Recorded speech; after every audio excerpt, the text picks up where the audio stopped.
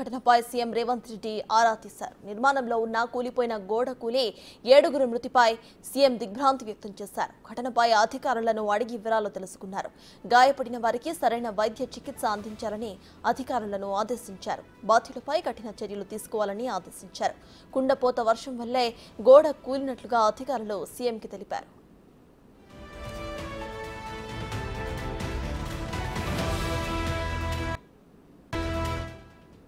నిన్న హైదరాబాద్లో కురిసిన భారీ వర్షానికి బాచుపల్లిలోని రేణుకా ఎల్లమ్మ కాలనీలో నిర్మాణంలో ఉన్న కన్స్ట్రక్షన్ కార్మికుల షెడ్పై రిటైనింగ్ గోడ కూలడంతో ప్రమాదం జరిగింది. అయితే ఘటనలో 7 కార్మికులు మృత్యువాత పడ్డారు. మృత్యువాత పడిన కార్మికులు ఒడిశా, ఛత్తీస్గఢ్ రాష్ట్రాలకు చెందిన వారిగా గుర్తించారు.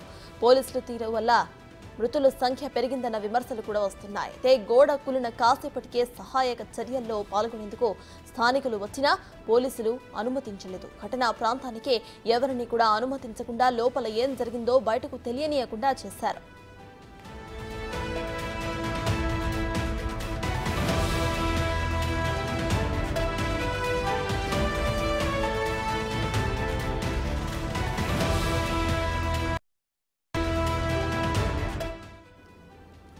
ఇదే విషయంపై పూర్తి డీటెయిల్స్ ను మా ప్రతినిధి రామ్ ప్రసాద్ లైవ్ లో అందించడానికి సిద్ధంగా ఉన్నారు. రామ్ ప్రసాద్, చెప్పండి, అక్కడ మృతుల సంఖ్య ఎంతవరకు ఉంది? ఇక స్థానికులు చెప్పే మాట ఏంటంటే పోలీసులు అనుమతించకపోవడమే మృతుల సంఖ్య పెరిగిందని కూడా వాళ్ళు చెప్తున్నారు. సో ప్రెసెంట్ అక్కడ అప్డేట్స్ ఏంటి?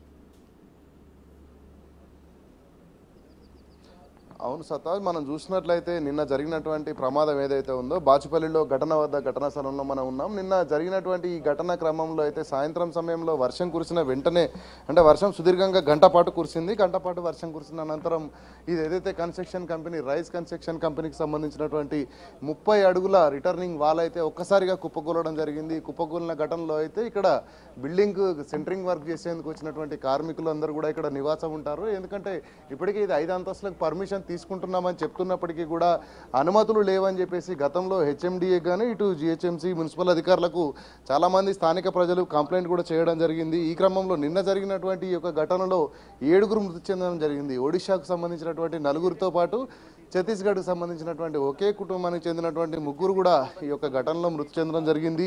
మృతి చెందిన వారిలో అందరూ కూడా 32 ఏళ్ల వయసుకు లోబడినటువంటి కార్మికులు కావడం కొంత బాధాకరమైన విషయం అని చెప్పవచ్చు. అంతేకాకుండా ఒకే కుటుంబంలో అంటే గత 2 రోజుల కిందనే ఇక్కడికి రావడం జరిగింది. వారికి ఒక రూమ్ను కేటాయించడం జరిగింది.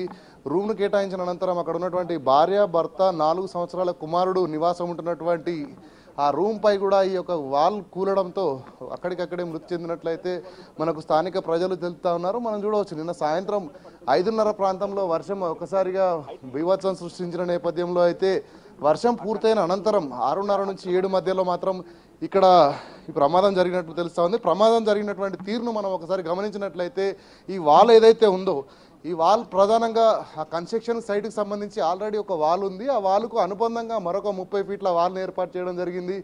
ఇదంతా కూడా కన్స్ట్రక్షన్ సైట్కు వెనక భాగంలో ఉన్నటువంటి ఈ రూమ్లో అయితే నిర్మించడం జరిగింది. మనం చూస్తే ఈ కన్స్ట్రక్షన్ సైట్కు ఇక్కడి నుంచి రావడానికి తప్ప ఈ చుట్టుపక్కల మొత్తం కూడా అంతా బారికేడ్స్ని ఏర్పాటు చేయడం జరిగింది.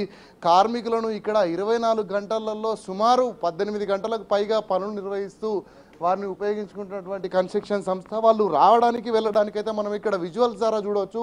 కేవలం 2 నిచ్చెనలను ఏర్పాటు చేయడం జరిగింది. అంటే ఈ 30 ఫీట్ల గోడను దిగేందుకు వాళ్ళు ప్రతిరోజు కూడా పనులకు వెళ్ళేందుకు వచ్చేందుకు వీలుగా 2 నిచ్చెనలను ఏర్పాటు చేసి ఆ నిచ్చెనల ఆధారంగానే వాళ్ళు కన్స్ట్రక్షన్ పనులు చేసి ముగించుకునే విధంగా అయితే అక్కడ నిచ్చెనలు ఏర్పాటు చేసి వాళ్ళు వచ్చే ముందుకు పోయేందుకు అయితే ఏర్పాట్లు చేశారు.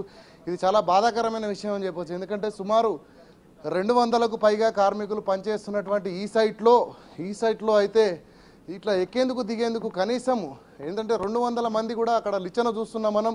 ఆ నిచ్చెన ఆ విధంగా